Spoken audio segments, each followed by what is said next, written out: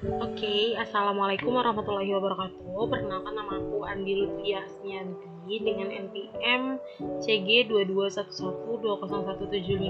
Aku dari FISMA, Institut Setiami, dengan prodi Manajemen Komunikasi dan konsentrasi Public Relation atau hubungan masyarakat. Nah, di video kali ini aku bakal ngejelasin hasil resume dari pertemuan pertama sampai dengan pertemuan ke-6 mata kuliah dasar-dasar public relation. Nah, yang pertama itu adalah apa itu public relation? Nah, public relation ini atau di Indonesia dikenal sebagai hubungan masyarakat.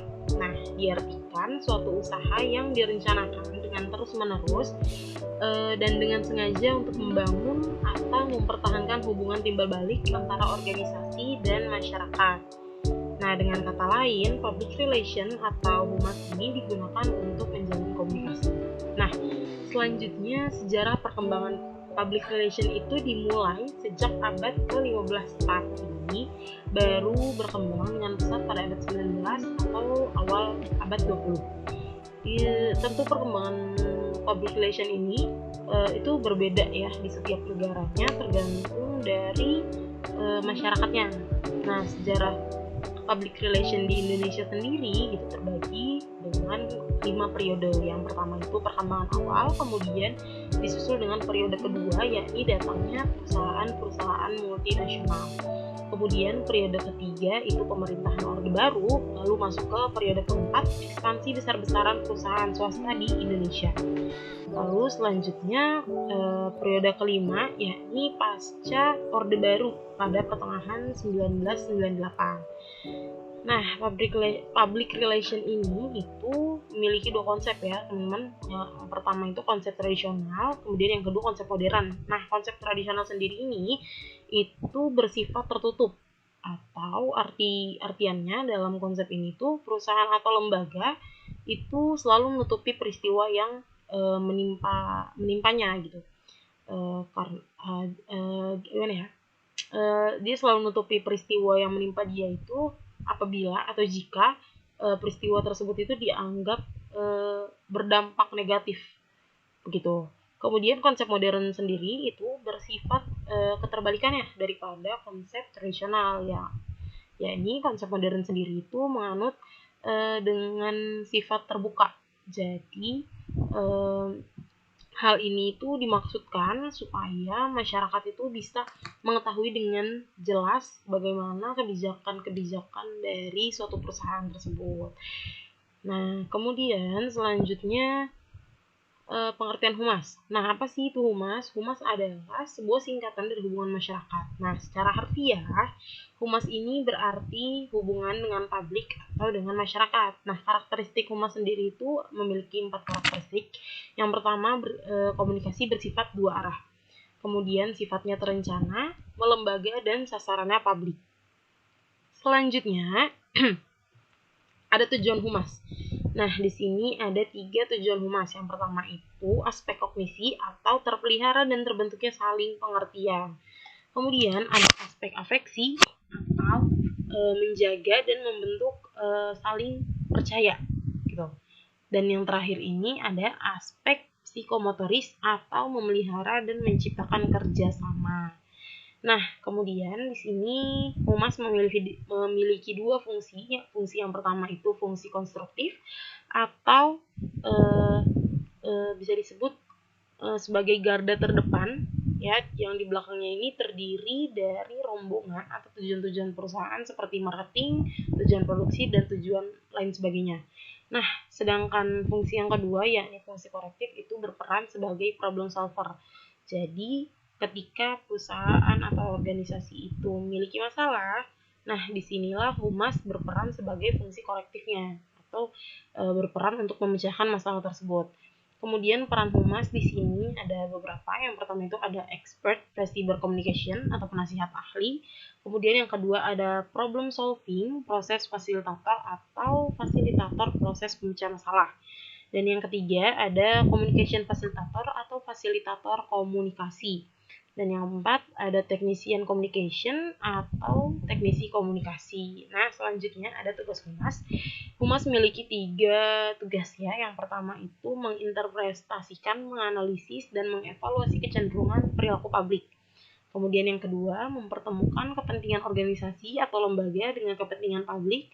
Dan yang terakhir, mengevaluasi program-program atau lembaga khusus yang tentunya berkaitan dengan publik. Nah, kemudian ada kegiatan humas.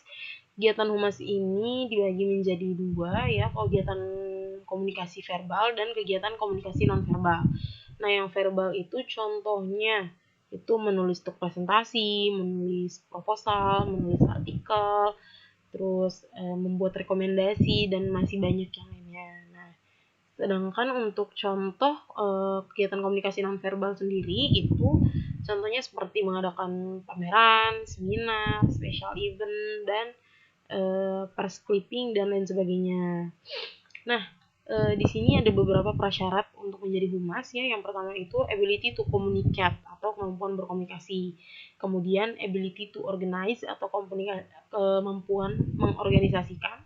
Dan selanjutnya ini ada ability to get on with people atau kemampuan bergaul dengan orang atau relasi ya. Ini berguna banget untuk menciptakan relasi dengan perusahaan, membangun relasi dengan perusahaan lain. Kemudian personal integrity atau berkepribadian utuh, dan yang terakhir imagination atau berimajinasi kuat. Nah, humas ini memiliki 5 strategi. Yang pertama itu strategi operasional, kemudian pendekatan persuasif dan edukatif, lalu strategi tanggung jawab sosial humas, strategi kerjasama, dan juga strategi koordinatif dan integratif. Nah, selanjutnya pengertian organisasi dan manajemen. Yang pertama itu pengertian organisasi. Jadi organisasi ini adalah sebuah wadah untuk sekumpulan orang yang bekerja sama secara rasional serta tersistematis dan terpimpin itu untuk mencapai suatu tujuan bersama. Nah, di organisasi sendiri itu memiliki 5 jenis organisasi. Yang pertama itu ada organisasi formal dan atau bisa disebut legal. Kemudian ada organisasi internasional, lalu ada hybrid organization, lalu ada organisasi informal atau voluntary association, dan yang terakhir ada organisasi yang bergerak secara rahasia atau bahkan bisa disebut ilegal.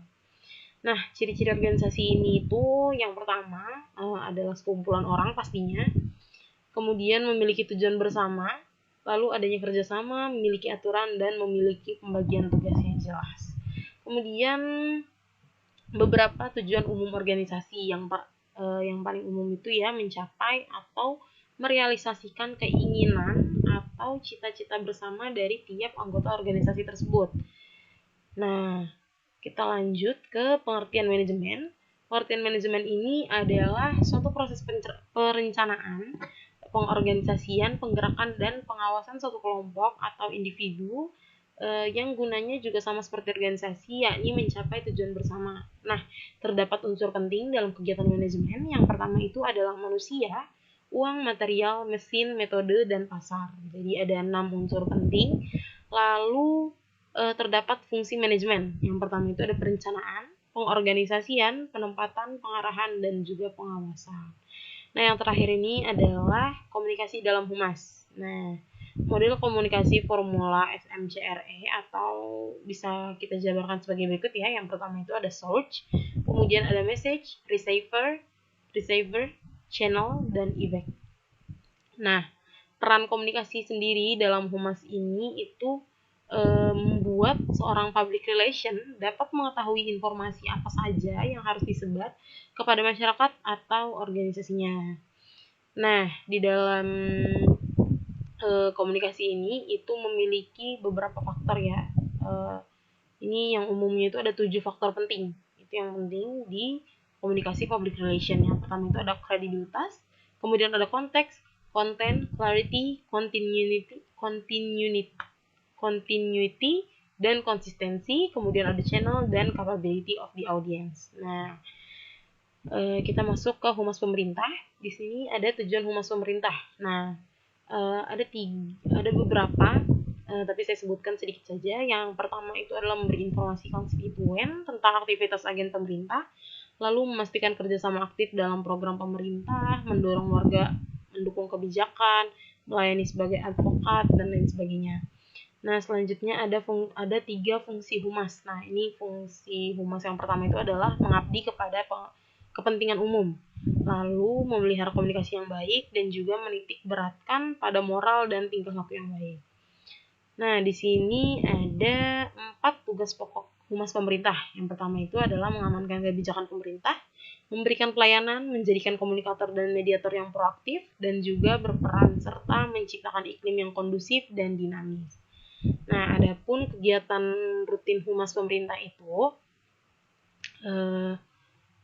ini kegiatan yang dilaksanakan humas dalam menunjang pelaksanaan tugas dan fungsinya. Yang pertama itu adalah membangun dan membina saling pengertian antara pimpinan lembaga dengan halayak eksternal dan internal.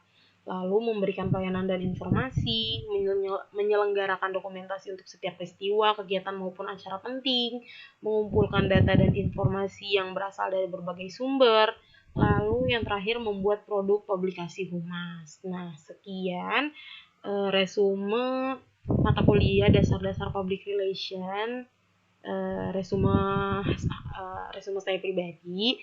Jika ada yang kurang mohon maaf, kurang lebihnya mohon dimaafkan. Wassalamualaikum warahmatullahi wabarakatuh.